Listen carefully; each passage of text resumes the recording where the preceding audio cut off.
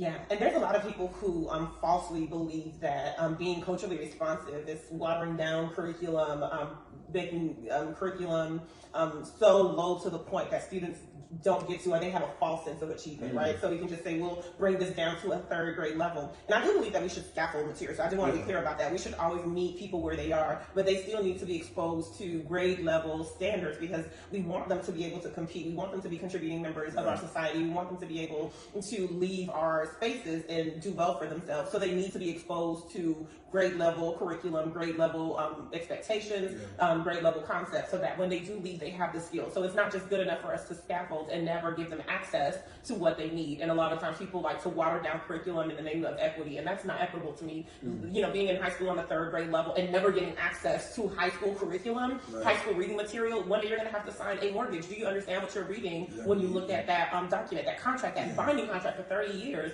you know, or more, depending on whatever documents you may sign. So that's funny enough you bring that up, and I know it kind of ties into what I do now in terms of being a real estate professional. But you see, the deeper level is this: a lot of our kids will never even get to a position to even look to read the documents to sign off for our mortgage because we haven't given them the tools necessary to do so. And so it was at a point where I was stressed every single day of my life at 22, 23 years old, back pain and all this other stuff, stress.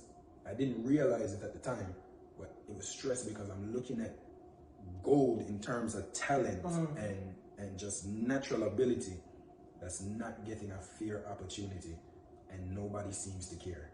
And it got to a point where I said, I can't be a part of this anymore. I feel like I'd be much better off separating myself from this system and doing what I can on my own to try and impact some kind of change. Because after a while, it gets tiring to see a student that you know has so much potential just get pushed up to the wayside. And, you know, and those at the top, they look good.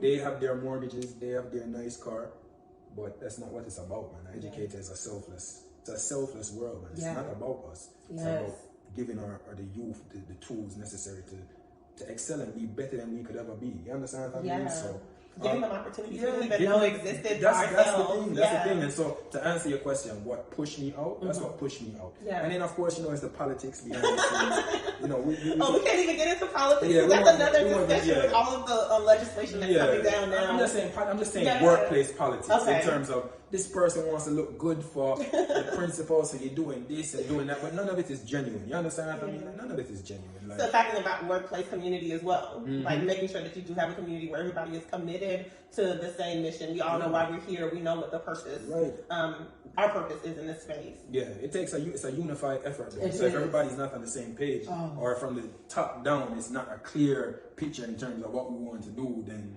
you know, I know it was a movie, and I know it was based or loosely based on a true story, but you know the movie, not What's Love Got to Do with It, man. You know the movie, man, with Joe Clark. Lean on me. Lean on me. Oh, you're not going to talk about Lean on Me. I said loosely based on reality, but you know what a Joe Clark type figure would have done for me as a student growing up? Because Joe Clark would have let me get away with 90% of the foolishness I used to try and pull. You understand what I'm saying? But I only bring that up to say, to give the example of a unified, consistent message and effort across the board. You get what I mean? So that movie, he said, whether you like it or not, this is the mission. This is everybody. You're all going to be on this page, and this is what we're going to push towards. So yes, a movie is Hollywood, so it's going to be a bit more extreme in terms of us in reality.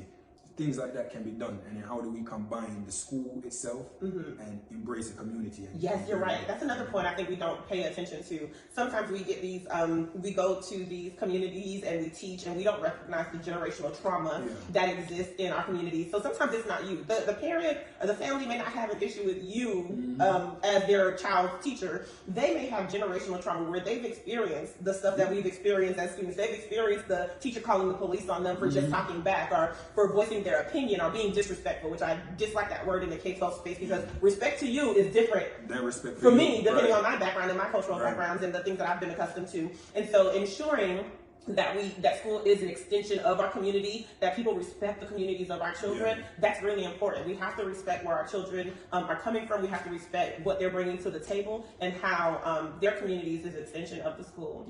Well, I want to thank you so much for coming to Tell Talk Tuesday, Daniel, and being our first guest. We look forward to bringing you more content that explores diversity, equity, inclusion, and belonging in not just the K-12 space, but in all types of organizations, for-profit, nonprofit, and continue to bring you relevant content.